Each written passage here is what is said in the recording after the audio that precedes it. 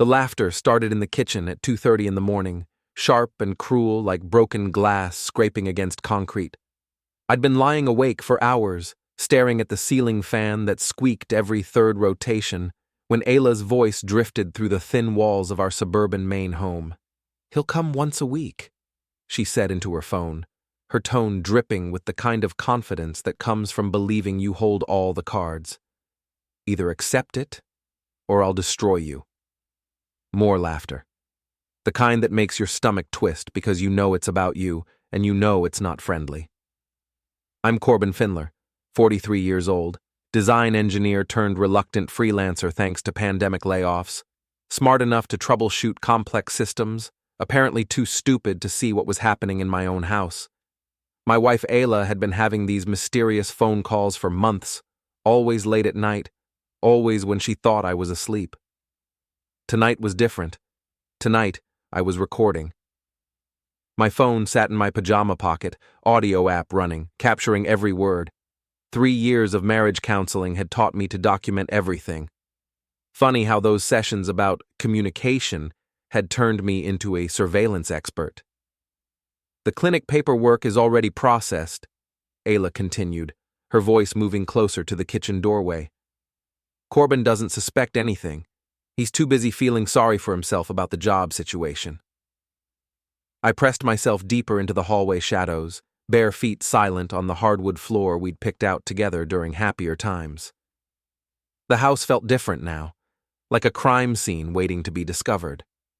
"Troy, listen to me," she said, and my chest tightened. Troy. Dr. Troy Sutter, the fertility specialist we'd been seeing for 8 months. The man with the perfect teeth and the BMW who always seemed to find excuses to touch my wife's shoulder during consultations. "The donor contracts are signed," Ayla continued. "Everything's legitimate. Well, legitimate enough. By the time anyone figures it out, we'll have what we need, and Corbin will be exactly where I want him." The laughter again. That same cruel sound that had woken me up. I'd heard enough for one night, but my feet wouldn't move. Some masochistic part of me needed to hear how deep this rabbit hole went. "Of course I don't love him," Ayla said, her voice dropping to a whisper that somehow felt louder than shouting. "But he's useful. The house is in both our names. His engineering background gives me credibility with the tech crowd at work, and he's too pathetic to fight back when I need him to disappear for weekends." My hand found the wall, steadying myself. The recording app showed 12 minutes of audio, 12 minutes of my marriage dissolving in real time. "The backup files are in my desk," she said. "Hidden folder, password protected. Even if something goes wrong, I have insurance." Footsteps. She was coming back toward the bedroom. I slipped into the guest bathroom, closed the door with the softest click imaginable, and sat on the toilet lid in the dark. My hands were shaking as I stopped the recording and saved it with a timestamp. Ayla, kitchen, confession, 2:47 a.m. The bedroom door opened and closed. Water running in the master bathroom. Normal nighttime sounds from a wife who just finished destroying her husband's world. I waited 20 minutes before emerging from my hiding spot.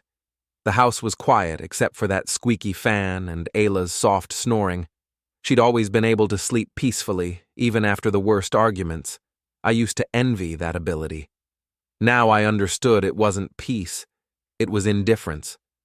The kitchen still smelled like her expensive perfume, the one she'd started wearing 6 months ago. For work, she'd said when I asked about it. Everything was always for work with Ayla.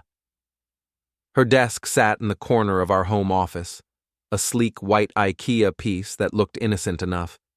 We'd assembled it together on a Saturday morning, arguing about the instructions, laughing when I put the drawers in upside down. Back when we still laughed together. The locked folder wasn't hard to find once I knew to look for it. Ayla had always been terrible with passwords, using variations of our dog's name, birthdays, anniversary dates. I tried Buster 2019 first, the year we'd adopted our golden retriever. Nothing.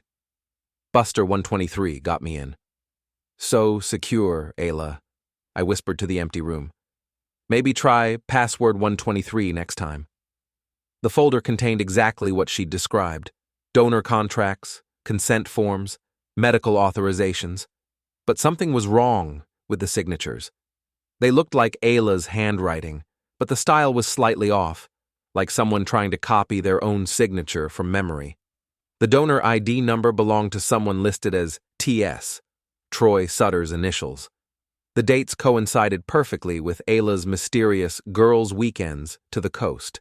At the bottom of the folder sat a USB drive labeled Backup in Ayla's neat handwriting. I'd learned a few things during my engineering career, including how to clone data without leaving digital fingerprints. My laptop made quick work of copying the USB contents while I photographed every document in the folder. The whole process took 15 minutes. Everything went back exactly where I'd found it. Folder locked, desk drawer closed, USB in its original position. If Ayla was playing spy games, she'd picked the wrong opponent.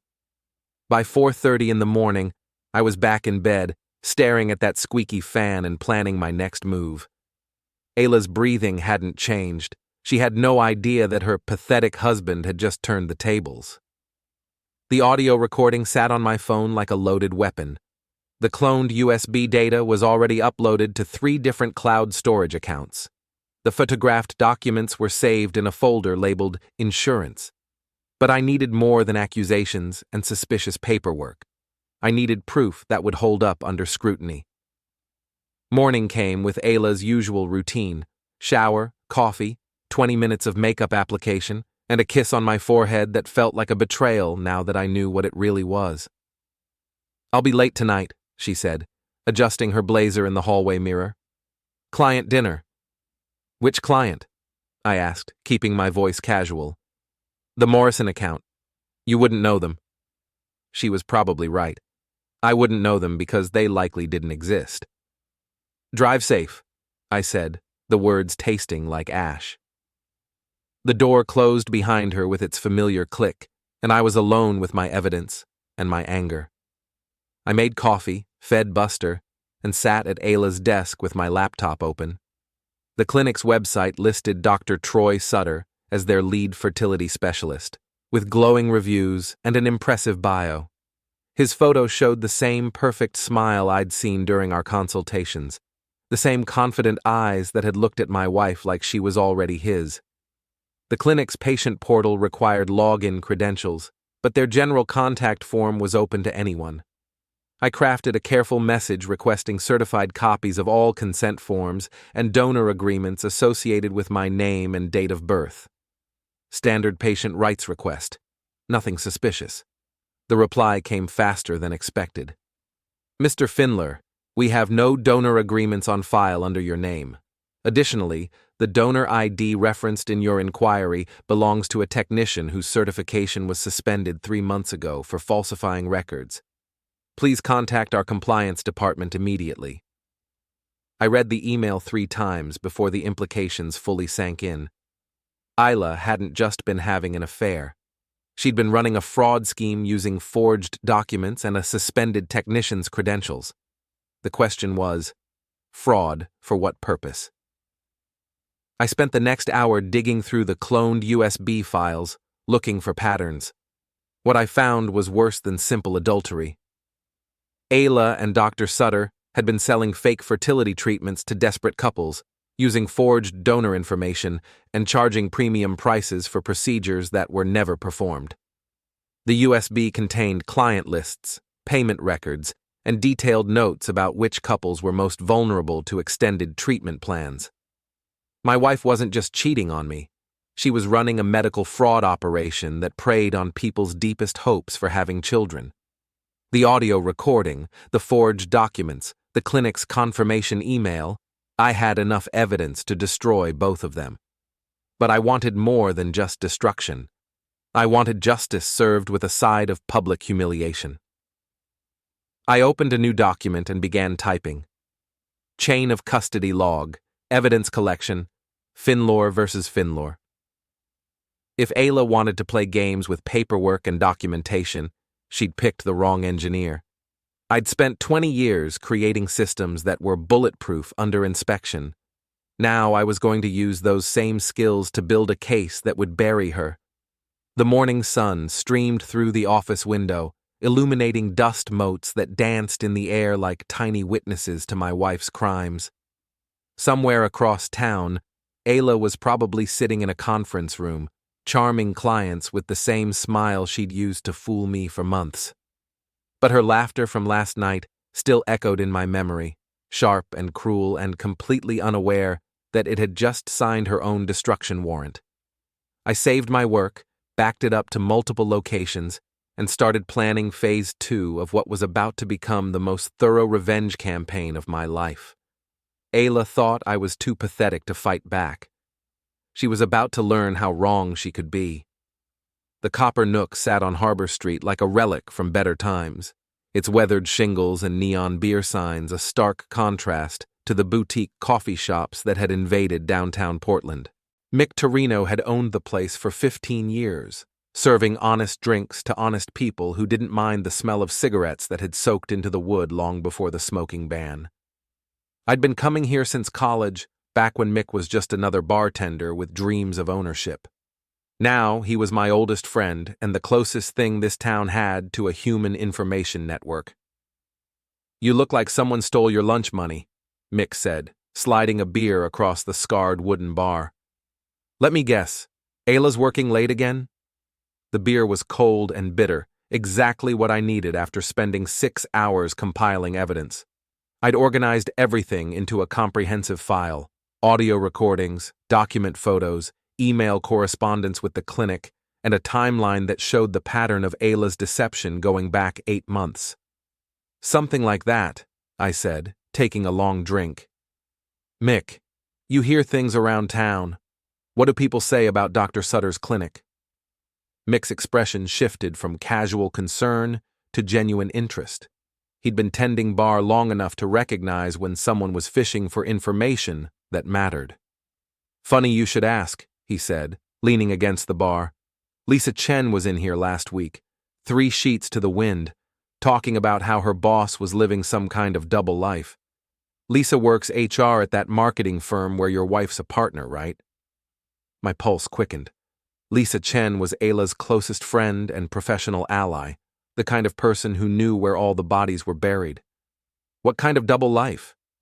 "According to Lisa, your wife's been taking mysterious weekend trips for months, always with some excuse about client meetings or industry conferences. But Lisa handles the travel reimbursements, and none of these trips ever show up on the company books."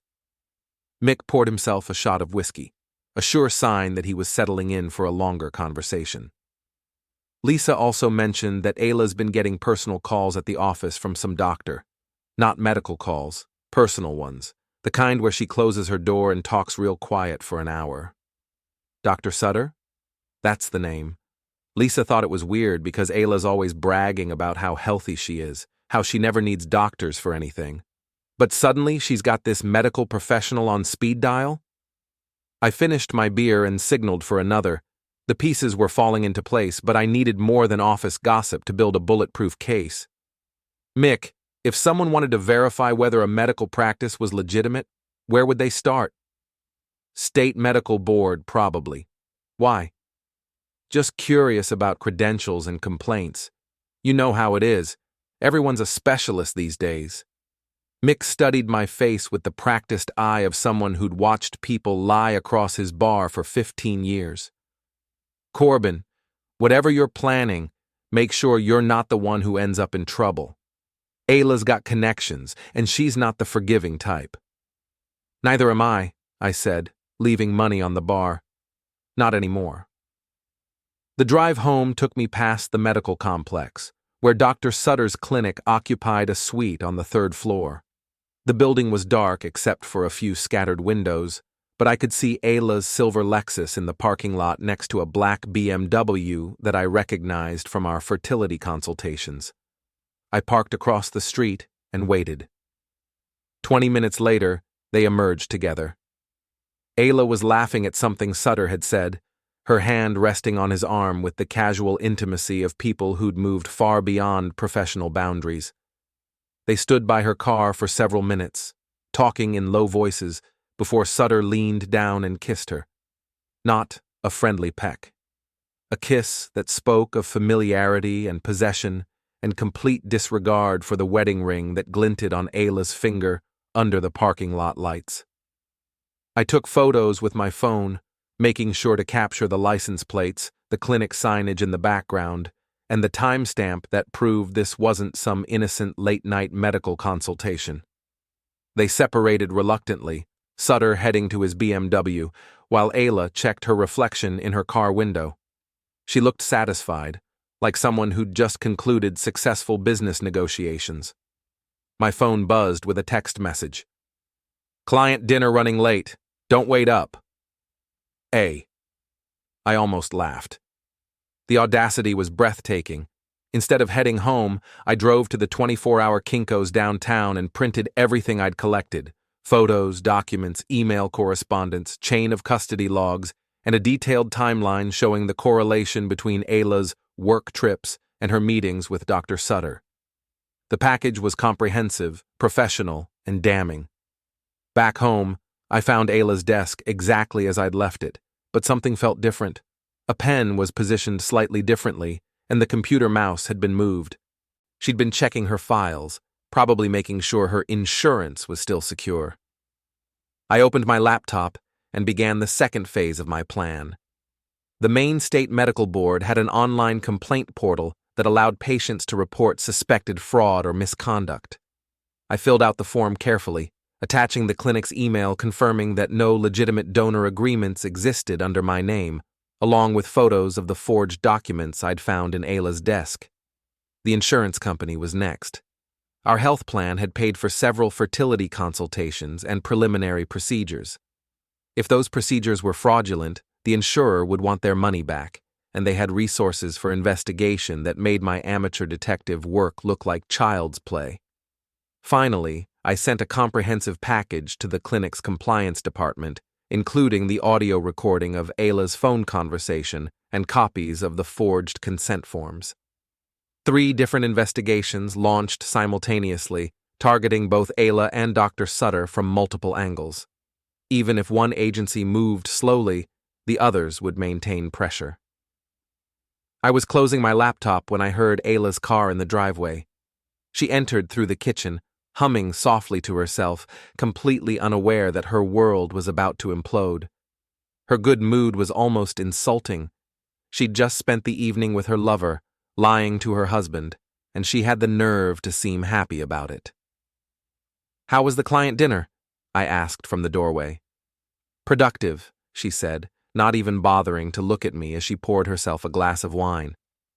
"The Morrison account is going to be huge for the firm." "That's great. Which restaurant did you go to?" A pause. Just a fraction of a second, but I caught it. "That new place on Exchange Street. You wouldn't like it. Too trendy." "Probably right. I'm more of a Copper Nook kind of guy." She turned to face me then, wine glass in hand, studying my expression for signs of suspicion. "You seem different tonight," she said. "Everything okay?" "Just tired. Freelance work is unpredictable." "Maybe you should consider going back to a regular job. All this uncertainty isn't good for either of us." The suggestion felt like another layer of manipulation. Keep me dependent, keep me grateful for whatever scraps of attention she decided to throw my way. "I'll think about it," I said. "I'm going to bed." "I'll be up in a few minutes, just need to check some emails." Of course she did. Probably coordinating tomorrow's lies with Dr. Sutter or making sure her forged documents were still safely hidden. I lay in bed listening to her move around downstairs, checking her files, securing her secrets. She had no idea that her insurance had already been copied, analyzed, and distributed to 3 different investigative agencies. My phone showed 11:30 p.m.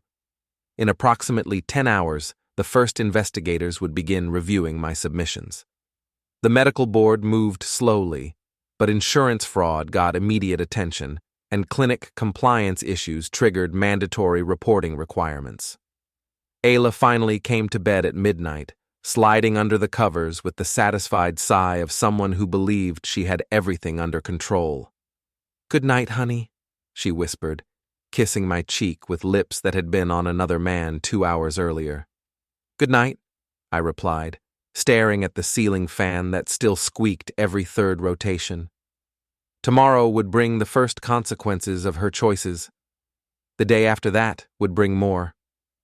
I'd built a systematic campaign of exposure that would unfold like dominoes, each revelation triggering the next investigation, each agency's findings supporting the other's conclusions. Ayla thought she was playing chess while I played checkers. She was about to discover that I'd been playing an entirely different game, one where the rules favored patience, documentation, and the kind of methodical planning that engineers specialized in. The laughter from last night felt like a distant memory now, replaced by the quiet satisfaction of knowing that justice was already in motion. She'd stopped laughing soon enough. The first call came at 8:15 a.m. while Ayla was in the shower, humming the same tune she'd been humming since last night. The caller ID showed Maine Medical Board, and I answered on the second ring. "Mr. Finlor, this is Janet Walsh from the Medical Board's Investigation Unit. We received your complaint regarding Dr. Troy Sutter and need to schedule an interview. Can you come in today?" "Absolutely. What time works best?" 2 p.m. Bring any additional documentation you might have, and be prepared for a detailed interview. We take fraud allegations very seriously." The shower was still running when I hung up. Ayla's voice carried through the bathroom door, something cheerful and completely oblivious to the storm that was about to break. My phone buzzed with a text from an unknown number. "This is Detective Sam Harker, Portland PD. The insurance company forwarded your fraud complaint to our white-collar crime unit. Need to talk today." 2 agencies, already moving. The system was working exactly as I'd planned. Ayla emerged from the bathroom wrapped in a towel, her hair still damp and her mood still inexplicably bright. "Beautiful morning," she said, moving to her closet with the confidence of someone who believed the world was arranged for her benefit. "Gorgeous," I agreed, watching her select a business suit that probably cost more than my monthly freelance income. "Big day at the office?" "The usual chaos. Clients, deadlines, putting out fires." She paused, looking at me through the mirror as she applied makeup. "What about you? Any prospects for real work?" Real work, as if my engineering background was somehow less legitimate than her marketing schemes. "Actually, yes. I have a couple of important meetings today. Could be very productive." "That's wonderful, honey. I'm so proud of you for not giving up." The condescension was breathtaking. She was proud of me for not giving up while she was actively working to destroy our marriage. Ayla left for work at 8:45, kissing my forehead with the same casual affection she'd shown every morning for 3 years. The routine felt surreal now, like watching an actor perform a role after learning the play was a tragedy. I waited until her car disappeared around the corner before making my next move. The insurance company's fraud hotline connected me directly to an investigator named Robert Chen, no relation to Lisa, according to his accent and demeanor. "Mr. Finlor, we've reviewed your submission and need clarification on several points. The clinic billed us for procedures that apparently never occurred using forged consent forms. This represents potential felony fraud. What do you need from me?" "Everything you have, plus a sworn statement. We're coordinating with local law enforcement and the medical board. This is bigger than simple billing irregularities. Bigger than I'd realized, apparently. My personal revenge campaign had uncovered what sounded like a systematic fraud operation." The morning flew by in a series of phone calls, document reviews, and detailed timeline construction. By noon, I had appointments scheduled with 3 different agencies, all requesting the same evidence from different investigative angles. The medical board interview was exactly what I'd expected: thorough, professional, and focused on building a case that would hold up in administrative hearings. Janet Walsh was a former prosecutor who asked the kind of detailed questions that suggested she'd seen similar cases before. "The forged signatures are obvious once you know what to look for," she said, examining the documents I'd photographed from Ayla's desk. "But the systematic nature suggests this wasn't opportunistic fraud. This was planned, organized, and ongoing." "How long does the investigation usually take?" "Depends on cooperation from other agencies and the subjects involved. But given what you've provided, we have enough to suspend Dr. Sutter's license pending a full review. That happens immediately." Immediately. As in, today. Detective Harker's office was less formal but more intimidating. The walls were covered with commendations, crime scene photos, and the kind of case files that suggested he'd seen every variety of human deception. "Insurance fraud is a felony," he said, reviewing my evidence with the practiced eye of someone who'd built hundreds of criminal cases. "But what your wife and Dr. Sutter were doing goes beyond billing irregularities. They were operating a fake fertility clinic, targeting vulnerable couples, and stealing money for procedures that were never performed." "What happens next?" "We get warrants, search the clinic, seize records, interview victims. Your wife's desk at home contains evidence of ongoing criminal activity, so that gets searched too." My stomach clenched. "When?" "Tomorrow morning. Early. We move fast on white-collar cases because evidence has a tendency to disappear once suspects know they're being investigated." Tomorrow morning. Ayla would wake up to find her carefully constructed world collapsing in real time. I drove home through downtown Portland, past the medical complex where Dr. Sutter was probably seeing patients, completely unaware that his medical license was about to be suspended. Past Ayla's office building, where she was likely planning her next client dinner with the man who was about to become unemployable. The house felt different when I walked through the door, not just because I knew what was hidden in Ayla's desk, but because I could feel the weight of tomorrow's revelations pressing down on everything we'd built together. Buster greeted me with his usual enthusiasm, tail wagging, completely oblivious to the human drama unfolding around him. Dogs were lucky that way. They lived in the present, untroubled by betrayal or revenge or the complex mathematics of justice. My phone rang at 4:30 p.m., Ayla's number. "Hey, honey, I'm going to be late again tonight. The Morrison account is demanding revisions on the campaign proposal." "Of course they are. What time should I expect you?" "Probably not until after 10. Don't wait dinner for me. I'll save you some leftovers." "You're sweet. Love you." The words felt like a physical assault. Love you. From someone who'd been systematically betraying me for months, who was probably calling from Dr. Sutter's office, who had just finished planning another evening of adultery disguised as work obligations. "Love you too," I said, because the alternative was screaming. I spent the evening organizing my evidence one final time, making sure everything was properly documented and backed up. Tomorrow would bring chaos, accusations, and probably lawyers. I wanted to be ready for whatever Ayla threw at me once she realized how completely her plans had been exposed. The audio recording of her kitchen phone call was particularly damning when paired with the forged documents and the clinic's confirmation that no legitimate procedures had been performed. She'd been caught in her own words, trapped by her own arrogance. At 9:15 p.m., I drove past the medical complex one last time. Ayla's Lexus and Sutter's BMW were parked in their usual spots, two conspirators enjoying their last evening of freedom before the law caught up with them. I took final photos, documenting the timestamp and location, adding one more piece of evidence to an already overwhelming case.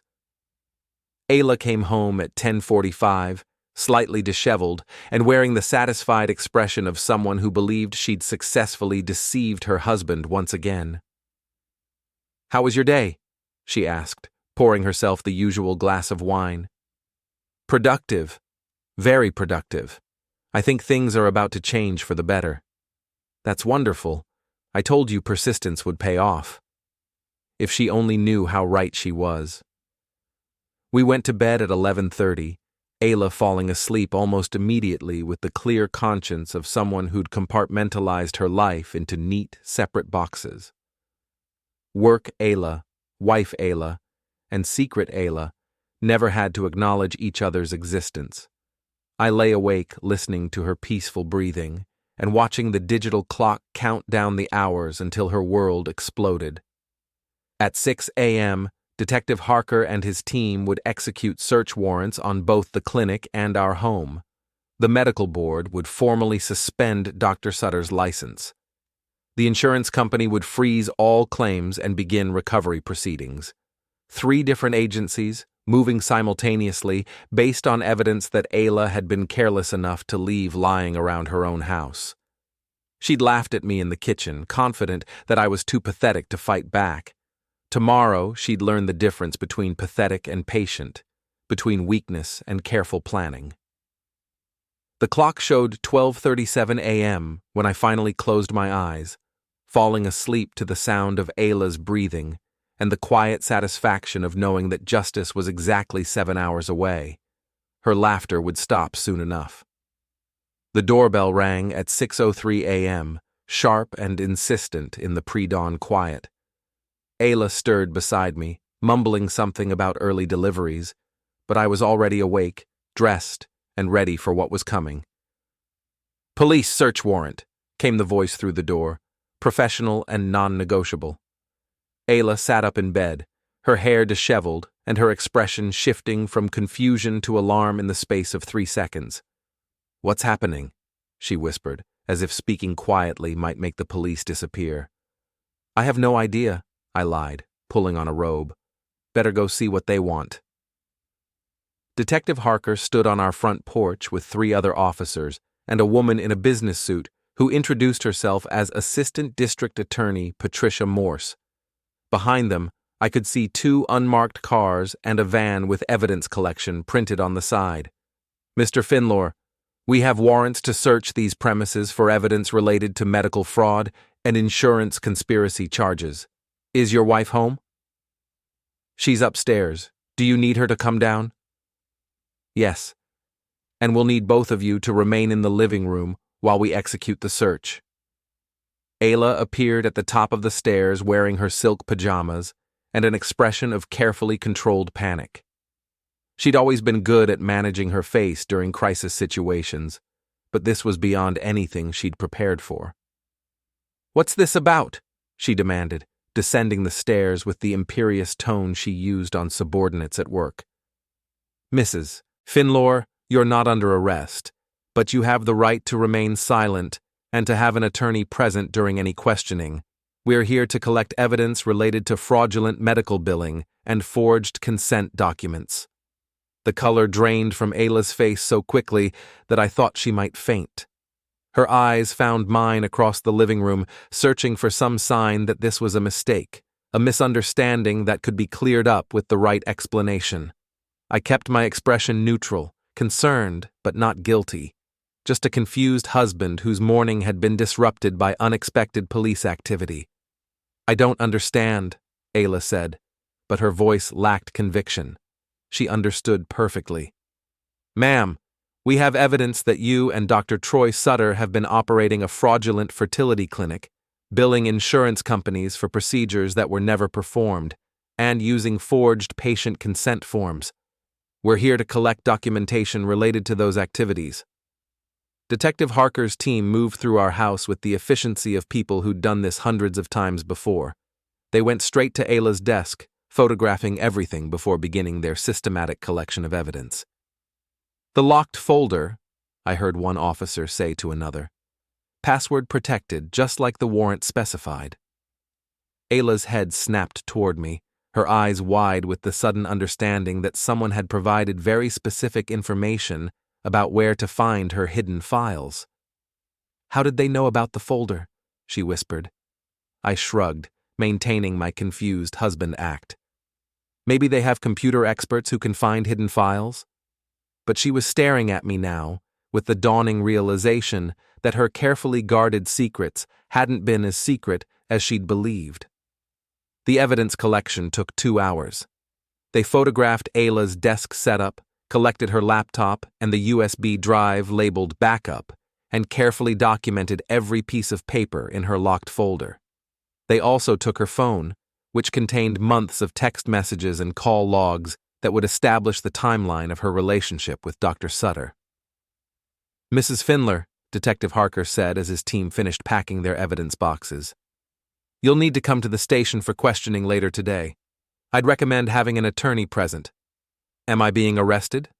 "Not at this time, but that could change depending on what we find in these files." After the police left, Ayla and I sat in our living room surrounded by the aftermath of the search. Her desk had been stripped bare, her laptop was gone, and her phone had been replaced with a basic model that could make calls but couldn't access her encrypted messaging apps. "This is insane," she said, but there was no conviction in her voice. "Someone's made a terrible mistake." "What kind of mistake?" "I don't know, but I need to call Troy and find out what's happening." She reached for her new phone, then stopped, probably remembering that all her contacts were stored on the device that was now sitting in an evidence room downtown. "Do you have his number memorized?" I asked. "No, it's all in my phone." She looked around the room as if searching for some other way to contact her co-conspirator. "Maybe I can call the clinic." "Good idea. Let them know you're running late for work." The call to Dr. Sutter's clinic lasted 30 seconds. Ayla's face went white as she listened to whatever message was playing on the other end. "The clinic is closed," she said, hanging up. "Temporarily closed for administrative review." "That's weird. Maybe it's related to whatever the police are investigating?" She stared at me for a long moment, her expression cycling through confusion, suspicion, and growing panic. "Corbin, how did the police know exactly where to find my files? They went straight to my desk, knew about the locked folder, even knew it was password protected." "Maybe they have ways of detecting that stuff, computer forensics or whatever." "No. Someone told them, someone who'd been in my desk, who knew exactly what was there." I met her gaze directly, letting her see whatever she wanted to see in my expression. "Are you suggesting I somehow knew about your secret files? Why would I go through your desk?" "I don't know. But someone did." The phone rang, interrupting our staring contest. The caller ID showed Portland Police Department. "Mrs. Finlor, this is Detective Harker. We need you to come in for questioning this afternoon, 2 p.m. Bring an attorney if you have one." After she hung up, Ayla sat in silence for several minutes, processing the magnitude of what was happening to her carefully constructed life. "I need to call Lisa," she finally said. "She'll know what to do." Lisa Chen answered on the first ring, and I could hear her voice through the phone speaker. "Ayla, thank God, I've been trying to reach you all morning. There are police at the office asking questions about your travel expenses and client meetings. They want to see documentation for all your weekend trips." "What did you tell them?" "The truth. That most of those trips weren't on company business and weren't reimbursed through corporate accounts." "Ayla, what's going on?" "I can't talk about it over the phone. Can you meet me somewhere?" "I can't leave the office. The police are interviewing everyone who works with you. They have a list of questions about your relationship with some doctor named Sutter." Ayla closed her eyes, finally understanding that her professional life was collapsing along with everything else. "Lisa, I need you to call that lawyer your firm uses for employment issues. Tell him I need representation immediately." "Ayla, I can't get the firm involved in whatever this is. If you're in legal trouble, that's separate from your job here." "But we're friends." "We are. But I also have my own career to protect." The call ended with Lisa's polite but firm refusal to provide any assistance beyond personal sympathy. Ayla's network of allies was dissolving as quickly as her legal situation was deteriorating. "I need to get dressed," she said, standing up from the couch. "I have to figure out how to handle this." "Handle what, exactly?" She turned to face me, and for the first time since I'd known her, Ayla looked genuinely vulnerable. "I made some mistakes, Corbin. business decisions that might look questionable to people who don't understand the full context. What kind of mistakes? Nothing criminal, just complicated professional arrangements that might be misinterpreted. Even now, facing police investigation and evidence collection, she couldn't bring herself to tell the truth.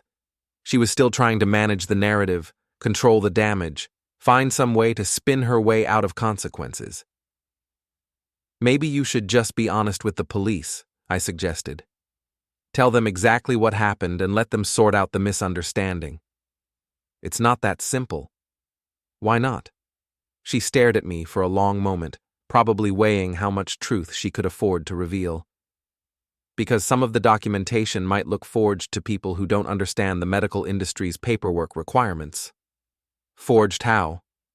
Signatures that don't match exactly, dates that might seem inconsistent, that sort of thing. Technical violations that look worse than they actually are. I nodded sympathetically, as if I believed her explanation made any sense. I'm sure the police will understand once you explain the context. I hope so. But her voice suggested she knew exactly how unlikely that was. Ayla spent the rest of the morning making phone calls, trying to find an attorney who could see her immediately. Most of the lawyers she contacted were either unavailable or unwilling to take a case involving medical fraud on such short notice. At 1:30 p.m., she left for her police interview, accompanied by a public defender who'd agreed to provide basic representation for the initial questioning. I watched her drive away in her silver Lexus, probably for the last time as a free woman. My phone buzzed with a text from Detective Harker. Preliminary review of the evidence confirms your allegations. Formal charges likely within 48 hours. Thank you for your cooperation. I sat in my empty house, surrounded by the debris of my marriage, and the satisfaction of knowing that justice was finally being served. Ayla's laughter from that night in the kitchen felt like it had happened years ago, instead of days.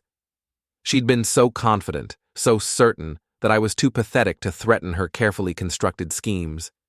She'd been wrong about that, just like she'd been wrong about everything else. The phone rang again. This time, it was Ayla. Corbin, I need you to do something for me. What? Go to my desk and get rid of any papers that might be misinterpreted by the police. Just clean out anything that looks questionable. Ayla, the police already searched your desk. They took everything.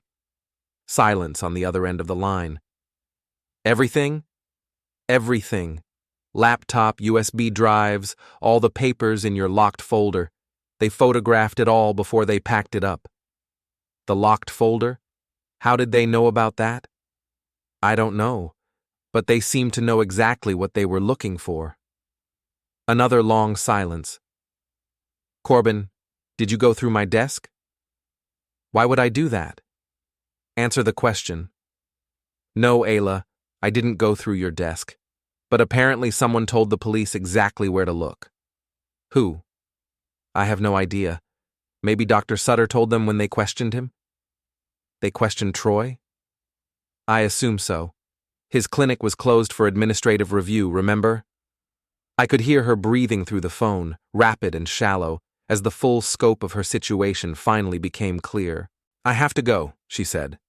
The lawyer wants to prep me before we talk to the detective. Good luck. Corbin? Yeah?